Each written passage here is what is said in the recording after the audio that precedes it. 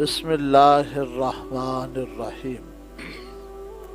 नाज़रीन व सामीन, अस्सलामु अलैकुम व रहमतुल्लाहि व बरकातुहू। खुश नसीबी है हमारी कि खालिक़े कायनात अपनी बातें करने और सुनने की तौफीक बख्श रहा है, और अल्लाह ताला हमेशा सारी ज़िंदगी बढ़ चढ़ के जो बातें हम करें उस पर अमल की भी तौफीक अता फरमाए। आज हम बात करते हैं गमख्वारी का महीना। माह रमज़ानुल मुबारक गमख्वारी का महीना है।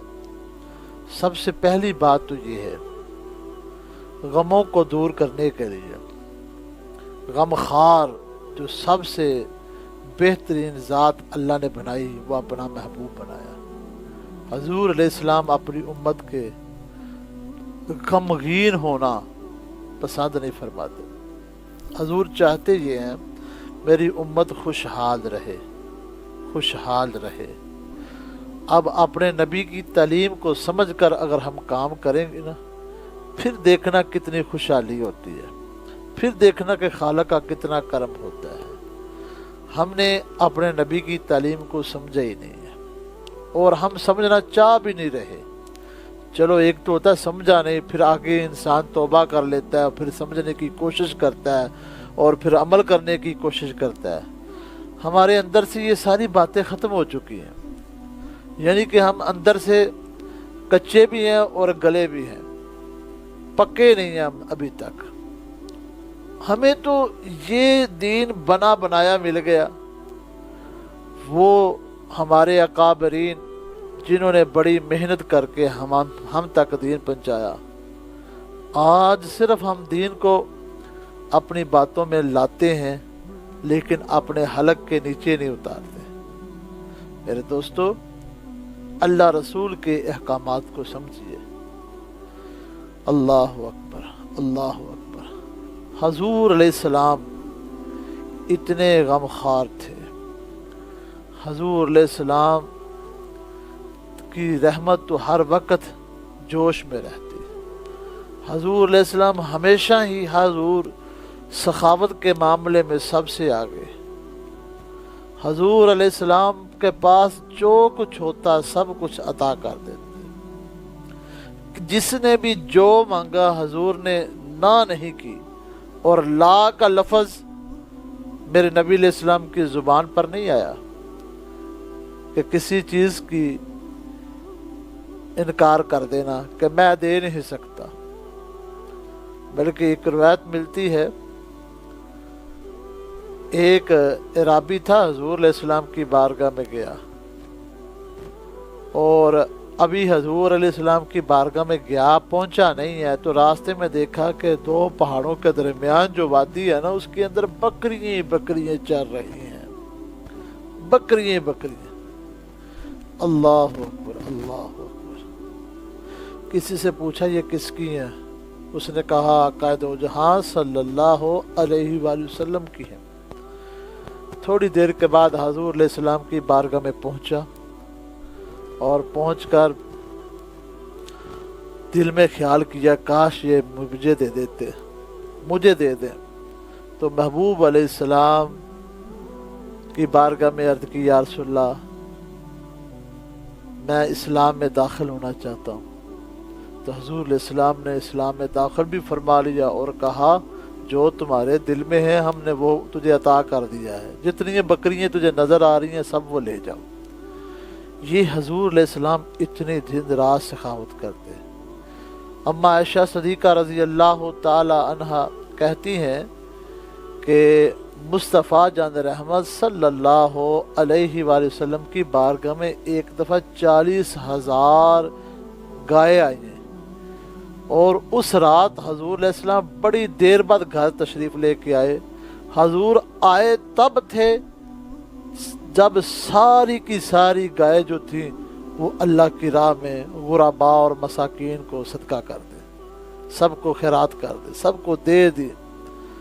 ये हजूर अलैहिस्सलाम अपने पास कुछ नहीं रखते थे। अगर वो चाहते तो अल्लाह ताला उनको जो ان کا ارادہ ہوتا وہ سب کچھ، لیکن حضور علیہ السلام نے آخرت کو ترجیح دی۔ اتنا سخاوت کرنے والے نبی، اتنی غم خواری کرنے والے نبی، جب ماہ رمضان المبارک آ جاتا پھر آپ کئی گنا زیادہ آپ اللہ کی راہ میں صدقہ خیرات کرتے، اتنا کرتے کہ بندے کے شمار میں نہیں آ سکتا۔ اب اس حدیث سے اندازہ لگا لیجئے، حضور علیہ السلام نے ارشاد فرمایا رمضان المبارک کے اندر جس کسی بندے نے کسی میرے امتی کا روزہ افطار کرایا، کسی مسلمان نے دوسرے مسلمان کا روزہ افطار کروایا، تو حضور علیہ السلام فرماتے ہیں کہ اللہ تبارک و تعالی جتنا اجر روزہ رکھنے والے کو عطا کرتا ہے اتنا ہی اجر روزہ افطار کرنے والے کو عطا کر دیتا ہے، اور جس نے روزہ رکھا ہے اس کے ثواب میں کمی بھی نہیں ہوتی۔ اللہ اکبر۔ اب مجھے بتاؤ کہ کتنی مشکل سے روزہ گزرتا ہے، سحری کرنے کے بعد افطاری تک بندے کو پیاس بھی لگتی ہے، بندے کو بھوک بھی لگتی ہے، اس نے نمازیں وغیرہ بھی پڑھی، دن کے اندر لغو اور فحش کاموں سے بھی بچا رہا، رات کو بھی قیام کیے، نماز تراویح کا اہتمام بھی کیا، پھر جا کے ثواب مل رہا ہے، لیکن اس کے ساتھ احساس کیا، اس کی غمخواری کی، تو حضور فرماتے ہیں اللہ کو اتنا پسند ہے یہ عمل کہ جتنا ثواب اس کو اتنی محنت کے ساتھ مل رہا ہے، صرف اس کا روزہ افطار کرنے کی وجہ سے اللہ تعالیٰ روزہ افطار کروانے والے کو بھی ثواب عطا فرما رہا ہے۔ کتنی خوش نصیبی ہے ہماری، کتنی ہماری خوش بختی ہے۔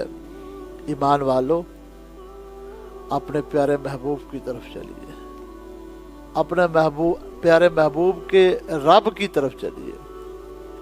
اب دیکھیے صدقہ فطر ہے، اتنی بات کرتے ہیں اور اس کے اندر ہم بے شمار منہ سے لغو باتیں کر دیتے ہیں، یا ایسی کوئی بات ہو جاتی ہے جس کی وجہ سے روزہ معلق رہ جاتا ہے، تو حضور علیہ السلام فرماتے ہیں اگر صدقہ فطر دے گا نماز عید الفطر ادا کرنے سے پہلے تو اللہ تعالیٰ اس کے روزے کو قبول فرما لے گا۔ اس مہینے میں ڈھونڈیں کوئی بندہ ضرورت مند ہے، اسے دیا جائے۔ اچھا، بعض لوگ یہ سمجھتے ہیں کہ یہ زکوٰۃ اس مہینے میں دیتے ہیں، زکوٰۃ کا تعلق رمضان کے ساتھ نہیں ہے، زکوٰۃ کا تعلق ہے کہ اس کا نصاب جو مال کا ہے وہ اس کو سال گزر جائے پڑے پھر زکوٰۃ پڑتی ہے، وہ کسی مہینے میں بھی ہو جائے تو زکوٰۃ پڑ جاتی ہے۔